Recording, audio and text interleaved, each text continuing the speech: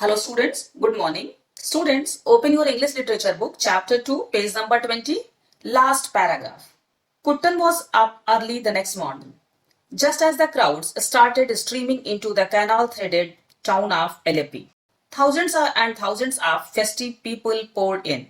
The men in white shirts and the women in bright flowered lungis and full skirts in scarlet, cerulean, blue and flaring orange. Kuttan's father walked in just as Kuttan had finished tying his crisp new dhoti. Kuttan hesitated for a moment, deciding whether to tell his secret to Achan.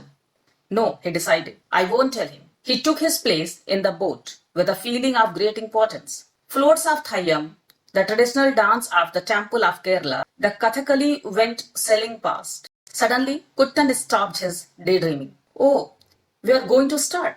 The crackers sparkled in the air. This was the sign that the boat race was about to start. Kuttan's hands were sweating with nervousness.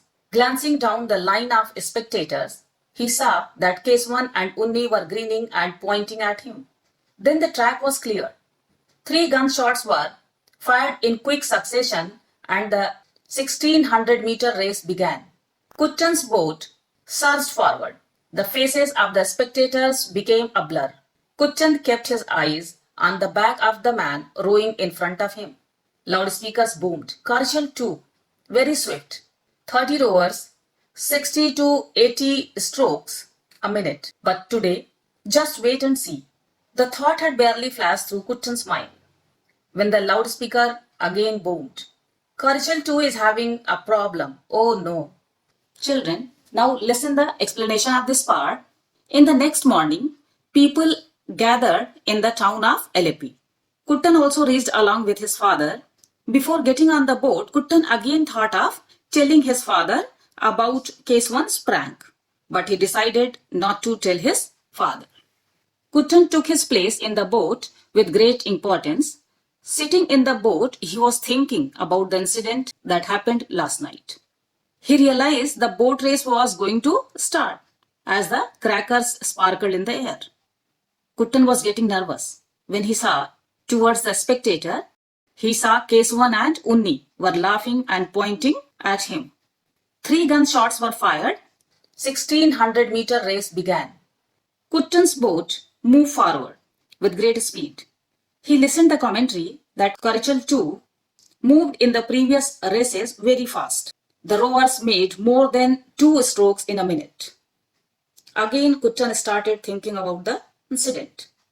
The loudspeaker boomed and the commentator told that today, just wait and see. Karchal 2 has some problem. So children, can you guess what was the problem in Karchal 2?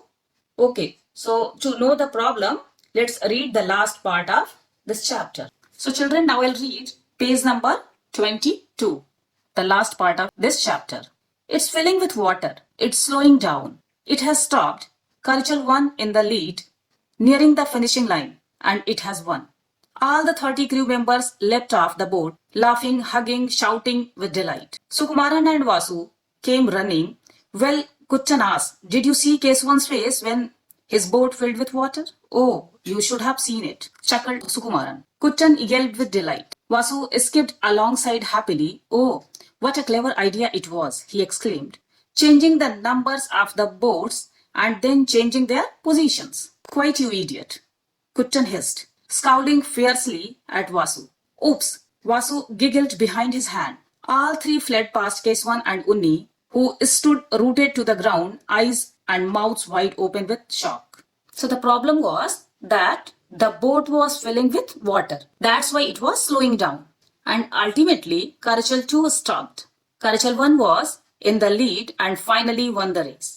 Sukumaran and Vasu came running to Kuttan. They discussed about Keswan's reaction over the matter. Vasu said that Kuttan's idea was great as he changed the number and position of the boats. So children, by Vasu, we came to know what exactly Kuttan's idea was. As we know that both the boats were looking same, and that's why Kuttan changed the number and position of the boats, and in this way they won the match, and Keswan and Unni were shocked to see this. So I hope that you people have understood this chapter. Children, you have to find out the meaning of the words which I am telling.